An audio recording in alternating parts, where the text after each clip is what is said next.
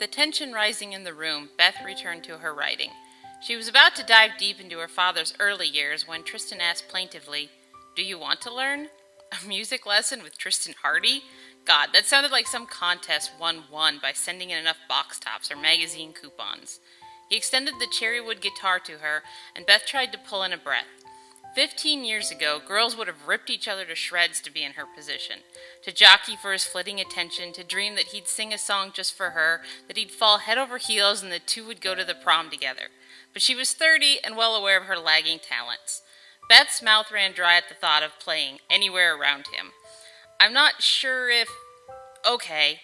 The small part of her that sensed a potential lead in this reached out. The rest was panicking. She was going to make an epic fool of herself in front of him. What did she care? Taking the guitar, she folded her palm over the neck, the strings digging into her flesh. That's not how to hold it, Tristan instructed, quickly flipping it around in her lap. Warm wood cuddled around her thigh.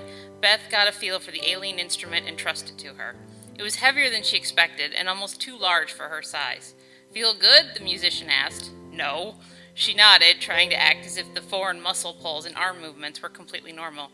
Is this a special guitar? Why? What if I could break it, she squeaked out, and a laugh of pure joy erupted from the man.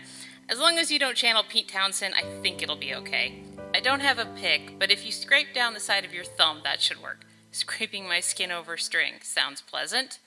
Darting to the fingers hovering above hers, Beth wondered if he'd developed calluses over his thumbs. What would those feel like rubbed against intimate skin? Why am I thinking that? With a gulp and a prayer, she swung her thumb across the two strings he pointed to. An ungodly whine, as if she was slaughtering an entire village, broke from the guitar. Beth's face cringed inward, but Tristan seemed unsurprised. "You have to press tighter with your fingers up here. Really tight. Don't worry, you can't strangle it." "What if I snap it in half?" She gulped, even while doing as told. "We check you for superpowers?" was his less than useful response. "Trust me." There was no reason for her to. He could be setting her up to fail, watching that dim-witted blogger struggle with something he was born to do. The warmth of the guitar hugging her lap spread up her chest, and Beth picked at the string. A single note echoed from the guitar, humming out through the fire-lit air. Beth's face cracked into a cheesy grin. She wanted to leap up and crow about managing one note, but the teacher wasn't finished. "Here, this is the next one." He guided her finger lower down the neck, and Tristan nodded. Giving another swipe of her thumb, made a higher note erupt from the guitar in her lap. Before its reverberations vanished, he called, "Quick, repeat the same moves as before." Beth struggled to remember where her finger went, swiping at the strings in the hope it was close enough. When the familiar note rang through, she glanced up at him. "Am I playing a song?" "Of course," he snorted, as if there was no doubt. "Okay, now you have to move it." The teacher, her only port in this confounding storm, clouded over. Tristan peered closer to the strings as if he'd never seen them before, and winced. "Sorry, I've never really done it in the mirror reverse situation." He popped his lips, trying to buy for time while switching around the moves for her.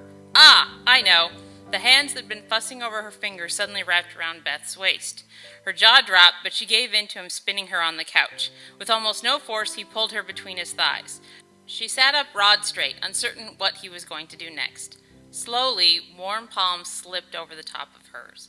No way he could see the strings with her body blocking his view, but he seemed to know where they were even while the guitar was sitting in her lap. "How about I lead?" Tristan's warm words tickled against the back of her neck. She should refuse, leap to her feet, thank him for the lesson, and return to her work. Keep up that necessary professional distance that seemed so easy before.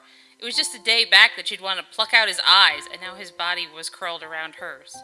Nodding, Beth tried to lick her chapped lips. A single whisper made it through her chattering jaw. "Yes."